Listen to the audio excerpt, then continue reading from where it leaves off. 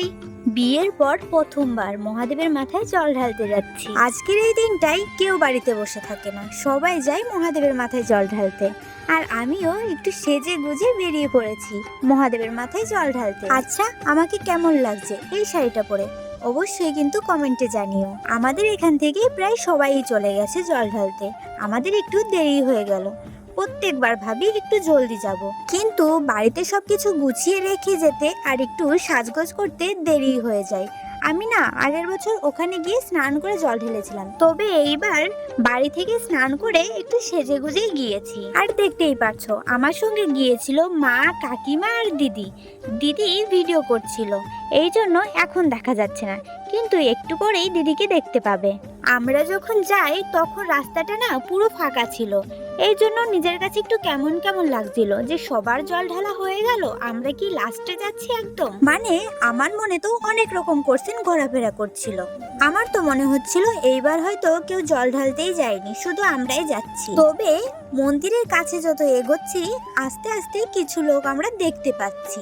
তারপর দেখতে পেলাম বাবা এত লোক, এত ভিড়, আমরা তাহলে একটু তাড়াতাড়ি এসে গেছি। এত লম্বা লাইন ছিল কি বলবো, আমরা তো লাইনে দাঁড়িয়ে পড়েছি। মন্দির এখান থেকে তাও 1 কিলোমিটার দূরে, এত লাইন পড়ে গেছে। আমরা কিছুক্ষণ দাঁড়িয়ে থেকে ভাবলাম থাক, এখানে আর দাঁড়িয়ে থাকবো না এত ভিড়ের মধ্যে। তারপর প্রচুর গরম পড়ছে, তাই তো আমরা পাশের মন্দিরে চলে গেলাম। তবে এখানে কিন্তু হালকাই ছিল, লোকজন খুবই কম ছিল, তাই আমরা ভাবলাম এখান থেকেই তাহলে জলটা ঢালি, তারপর আমরা ওখানে গিয়েও ঢালবো। গত বছর আমরা ওই মন্দিরটাই জল ঢেলেছিলাম, নদী থেকে স্নান করে একবারে জল তুলে ওখানেই ঢেলেছিলাম। কিন্তু এই বছরটাই আর ঢালা হলো না, কারণ দিদি একটু অসুস্থ ছিল, তাই আমরা আর গরমের মধ্যে ওখানে দাঁড়িয়ে থাকিনি। তাই জন্যই তো এই মন্দিরটায় চলে আসলাম। আর এই মন্দিরটায় অতটাও ভিড় ছিল না, একটুখানি দাঁড়ানোর পরেই আমরা লাইন পেয়ে গেছিলাম। তারপর দিদি জল ঢেলে নিল প্রথমে, তারপর কাকিমা ঢাললো। আর কাকিমার জল ঢালা শেষ হলে আমি চলে গেলাম আমি ঢালবো বলে। প্রথমেই ফুল বেলপাতা দিয়ে দিলাম, তারপর জল ঢাললাম। অনেকে জলের সঙ্গে দুধ ঢালছিল, কিন্তু আমরা জানি এইবার জলই ঢালতে হয়। আর অনেকেই বলছিল জল দুধ একসঙ্গে মিশিয়ে ঢালতে নেই, তাই আমরা দুধ নিইনি, শুধু জলই নিয়েছিলাম। মহাদেবের মাথায় জল ঢেলে আমি প্রণাম করে ঘন্টা বাজিয়ে চলে আসলাম। তারপর মা জল ঢালতে গেল, আর আমিও সাইড কেটে আস্তে আস্তে বেরিয়ে আসলাম। আমাদের সবার জল ঢালা হয়েছে, শুধু মার বাকি আছে, আর মাও ঢালছে। আর মায়ের কাছে যে ঘোড়াটা দেখছো ওই ঘোড়া ভরে জল এনেছিল মা, ওখান থেকে আমরা নিয়ে ঢেলেছি, আর মা পুরো জলটা ঢেলে দিল। মহাদেবের মাথায় জল ঢালা শেষ করে মন্দির থেকে বেরিয়ে আসলাম, আর মাও বেরিয়ে আসলো। আর পাশেই সবাই ফুল বেলপাতা দিয়ে জল দিয়ে ওখানে পুজো দিচ্ছিল। তারপর আমরাও ওখানে গেলাম, মা ফার্স্টে দিল, তারপর আমিও এক সাইড থেকে ফুল বেলপাতা দিয়ে একটু পুজো দিয়ে দিলাম। আমাদের পুজো দেওয়া কমপ্লিট হয়ে গেছে, তারপর সবাই মিলে কিছু ফটো তুলে নিলাম। জানো তো, ঘুম থেকে ওঠার পর আমার প্রচুর জল তৃষ্ণা পেয়েছিল, এরকম তো আমার কোনোদিন হয় না, কিন্তু এই দিনটাই হয়েছিল, বুঝলাম না কেন। তাও আমি কষ্ট করে নিজেকে কন্ট্রোল করে রেখেছিলাম যে মহাদেবের মাথায় জল ঢালবো, তারপর জল পান করব। তাই তো মহাদেবের মাথায় জল ঢালার পর আমি জল খেয়ে উপোস ভাঙলাম। তারপর এদিকে কাকিমাও একটু জল খেয়ে নিল, আর দিদিও একটু জল খেয়ে নিল। এখানে খিচুড়ি প্রসাদ দিচ্ছিল।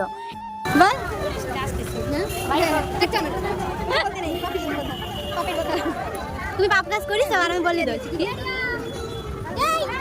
ভাই আসো।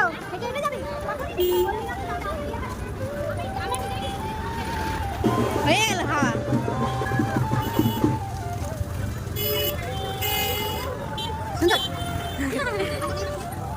সবাই একটু করে খিচুড়ি প্রসাদ নিয়েছিল, আমি আর খিচুড়ি প্রসাদ খাইনি, আমি একটু শরবত খেয়ে নিলাম। আর শরবতটা খেয়ে দিদির এতই ভালো লেগে গেছিল, দিদি আবার একটু নিয়ে এসে। আর এই শরবতটা দিদি নিয়ে আসলো, এটা অতটাও ভালো লাগেনি, এটার টেস্টটা একটু অন্যরকম ছিল। তারপর দিদি বোঁদে খাচ্ছিল, আর আমাকে বলছিল হ্যাঁ কর, আমি একটু খাইয়ে দিই। তারপর দিদি আমাকে একটু খাইয়ে দিল, আর আমরা চলে আসলাম সেই মন্দিরটায় যেখানে গত বছর জল ঢেলেছিলাম আর প্রচুর প্রচুর নাচ করেছিলাম। এখানে অনেকেই আমাকে চিনেছিল, এই জন্য আমার সঙ্গে কথা বলতে এসেছিল, তো আমি একটু সবার সঙ্গে কথা বলে নিলাম। সবাই বলছিল আমি তোমার ভিডিও দেখি, খুব ভালো লাগে তোমার ভিডিও। তুমি অনেক মিষ্টি। আমার বেশ ভালোই লাগছিল, একটু লজ্জা লজ্জাও করছিল। তারপর আমি দিদিকে বলছিলাম চল একটু মন্দিরের সামনে থেকে ঘুরে আসি। যেতে গিয়ে হঠাৎই আমার বান্ধবীদের সঙ্গে দেখা হয়ে যায়। আর বিয়ের পর এই প্রথমবার ওদের সঙ্গে দেখা হয়ে গেল, তাই তো খুঁটির মুটির অনেক গল্প করে নিলাম। দিদি বলছে এবার থাম, চল এবার প্রণাম করি। প্রণাম সেরেই আমরা চলে আসছিলাম। আর দিদি অনেকটা হাঁটার পর ওর শরীরটা একটু ক্লান্ত হয়ে গেছিল, তাই ওখানে বসে একটু রেস্ট করে নিল। আর এদিকে সবাই জল ঢালতে আসছে দোলে দোলে, আর প্রচুর প্রচুর নাচ করছে। আমারও তো খুবই ইচ্ছে করছিল, কিন্তু নিজেকে কন্ট্রোল করে রেখেছি। নিজেকে আমি যতই কন্ট্রোল করে রাখি, মনের মধ্যে কিন্তু ধামাকাদার ডান্স চলছে। আর এই ভিডিওটা করতে গিয়ে আমি না খুব ভয় পেয়ে গেছি যে সবার পায়ের তলায় কি পড়ে যায়। আকাশে খুবই মেঘ করেছিল, তাই তো জলদি জলদি বাড়ি ফিরছিলাম, কিন্তু বৃষ্টির মধ্যে পড়তেই হলো। তাই তো আমরা একটা দোকানে একটু বসি। হাতে যেহেতু ফোন ছিল, তাই দোকানে কিছুক্ষণ বসতেই হলো। আর কতক্ষণই বা বসে থাকা যায় বলো। তাই তো কাকিমা পাশের দোকান থেকে একটা ক্যারি প্যাকেট নিয়ে আসলো, আর আমার আর কাকিমার ফোনটা ক্যারি প্যাকেটে ঢুকিয়ে আমরা ভিজতে ভিজতে বাড়ি চলে আসলাম। একটু বৃষ্টি কমার কারণে আমরা ফোনটা বার করে একটু ভিডিও করে নিলাম। তো বাই।